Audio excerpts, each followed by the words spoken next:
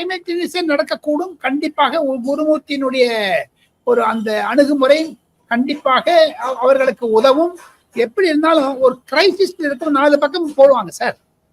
சிம்பிளா சொல்றேன் அருண், ஒரு railway reservation Delhi to Chennai வரலன்னா அது ஆர்ஏசியில வருதோ எமர்ஜென்சி கோட்டாலாம் ஒரு காலத்துல இருந்தது.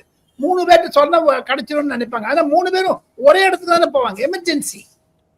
இப்போ விஜய் நோக்கக்கூடியது தர்ம சங்கடமான நிலைமை. அதற்காக தாங்கள் குருமூர்த்தி பெயரை சொன்னீர்கள். ஆனால் நான் வேறு ஒன்று சொல்றேன் உங்களுக்கு.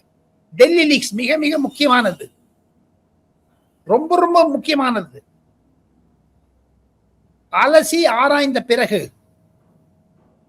நட்டா அவர்களிடம் ஹேமமாலினி கொடுத்த ரிப்போர்ட், அனுராக் தாக்கூர், அது பிரிஜ்லால் ஒரு டிஜிபி, உத்தரப்பிரதேசத்தின் டிஜிபி வந்தாரு, யாருக்குமே தெரியாது.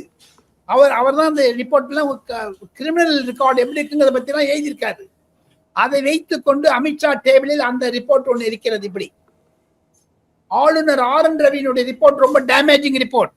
14ஆம் தேதி அக்டோபர் மாதம் தமிழக சட்டமன்றம் கூடும் பொழுது ஆளுநர் அவர்கள் ஒரே ஒரு வேண்டுகோள், சாணக்கியன் நேர்கள் மூலமாக ஆளுநருக்கு, தாங்கள் அமித்ஷாவிற்கு கொடுத்த ரிப்போர்ட்டை தயவு செய்து பிரசுரியுங்கள் ஆளுநர் அவர்களே, தமிழகத்தை காப்பாற்றுவீர்கள் என்று நான் சிரம் தாழ்ந்து கேட்டுக்கொள்கிறேன். காரணம், அந்த ரிப்போர்ட் வெளில வந்ததுன்னா அப்பாவு இல்லை, அப்பாவுக்கு அப்பா வந்தா கூட ஒண்ணும் பண்ண முடியாது, தமிழக அரசாங்கத்தை காப்பாற்ற முடியாது. அப்படியேற்ற சென்சேஷனல் ரிப்போர்ட்ஸ் இருக்கு. அது அமித்ஷா டேபிள்ல இருக்கு.